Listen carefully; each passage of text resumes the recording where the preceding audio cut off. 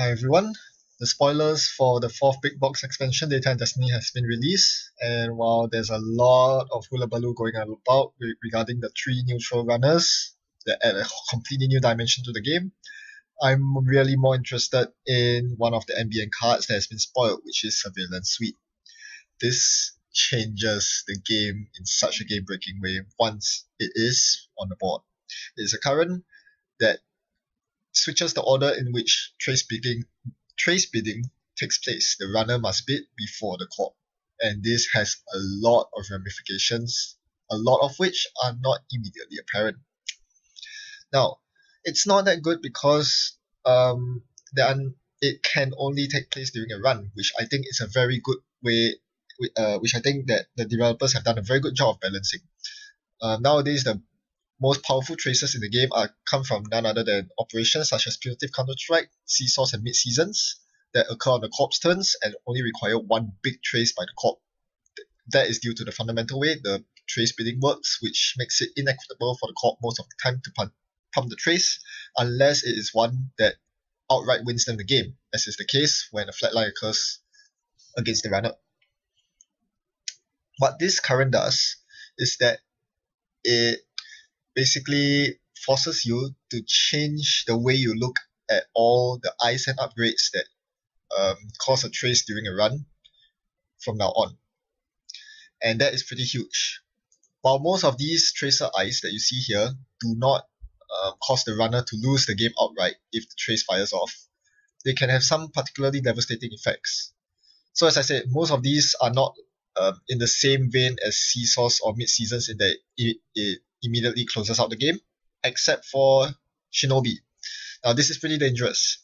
In the past, a 6 net damage flatline with Shinobi can only realistically occur if the corp has 3 times as many credits as the runner, thereabouts, and that's after raising the Shinobi.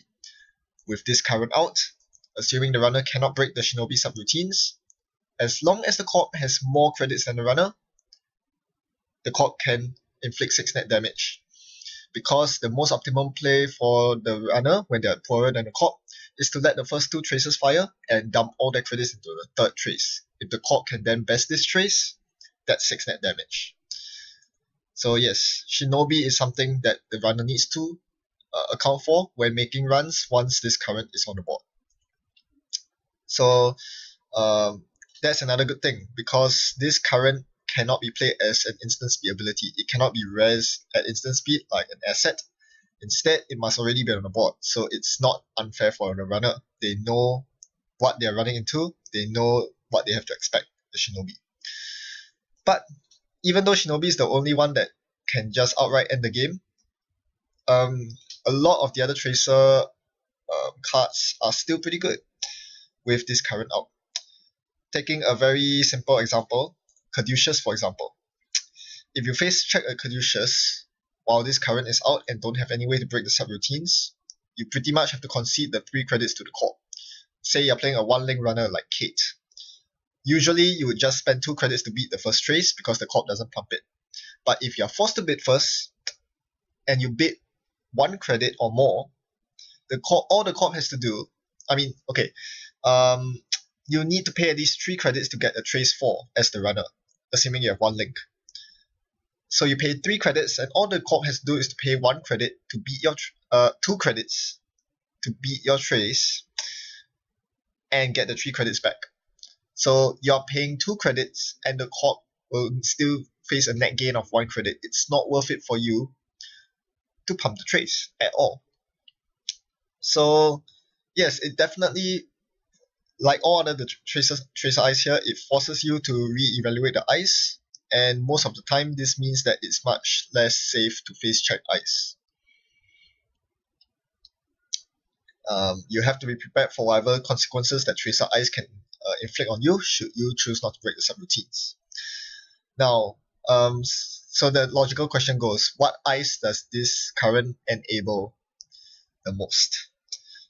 First and foremost, TMI gets a huge boost from this current, because this means that raising TMI becomes much easier.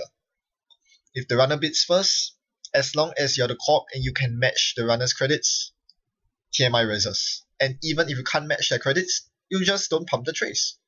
You lose your 3 credits for attempting to raise the TMI, but the runner loses so many credits for pumping the trace to put it out of reach of you. So TMI suddenly becomes a very viable barrier for NBN once this current is out. And this is pretty huge. A barrier that potentially only costs 3 to res and 5 strength to break.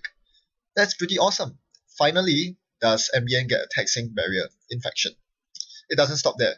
There's another very good ice with a very good res cost to strength ratio in Snoop, and it's a sentry, which is very difficult to break because it's not a destroyer or an AP. The only thing that is holding this ice back in the current meta is the fact that its subroutine is pretty much blank. Almost certainly runners can just choose to run through it without needing a sentry breaker because they can just choose to beat the trace.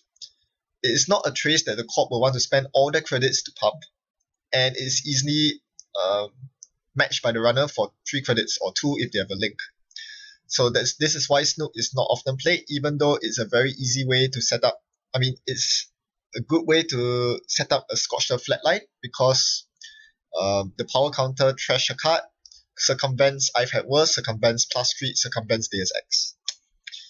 The reason, as I said, it's not played because it's very hard to get power counters on Snoop. As the corp, you don't want to spend too many credits on the trace. But when you switch it around and force the runner to beat the trace first, it is very easy for the corp to land the power counter. And it is very inequitable for the runner to just spend all their credit, enough credits to force the corp, to force a trace out of the corp's bidding range. As such, the runner is now forced to break the Snoop subroutine or allow the ice to accumulate power counters, which means that it becomes much easier for the corp to flatline the runner. And this, in fact, means that now the runner has to be prepared to break a 6 strength sentry without destroyer AP subroutines. I think Snoop is a very good synergy, has very good synergy with Surveillance Suite, and could be seen in a flatline based ambient deck that wants to tax the runner during runs.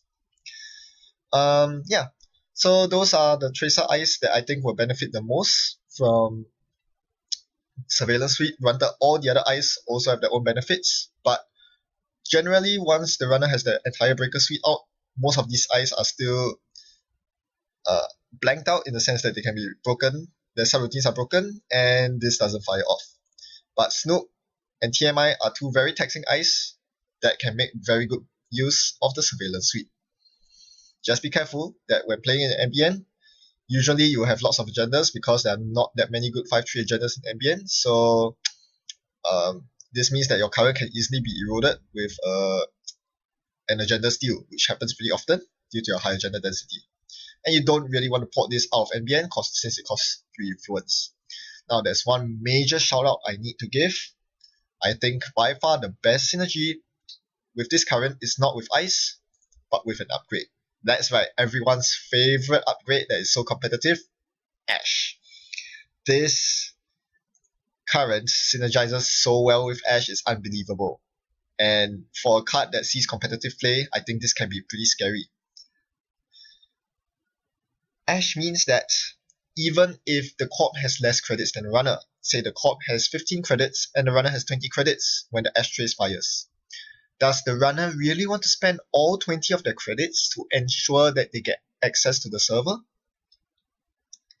Because if they do, the corp can just say, fine, I'll let you trace off, I'll keep my 15 credits so that I can tax you even more later game, or I can land that Sea Scorch trace on you.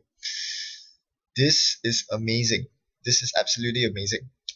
And this pretty much, if Surveillance Suite is on the board, it pretty much forces the runner to trash the Ash in order to get into the server, or trash the Surveillance Suite with their own current, or by stealing agenda somewhere else.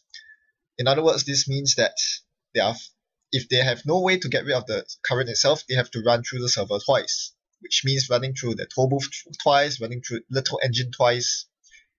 What I'm trying to get at is ambient glacier could become a very real thing with this current, because it enables some very taxing ice with infection, and it makes Ash so appealing for guarding your agendas in your scoring remote. Isn't that amazing?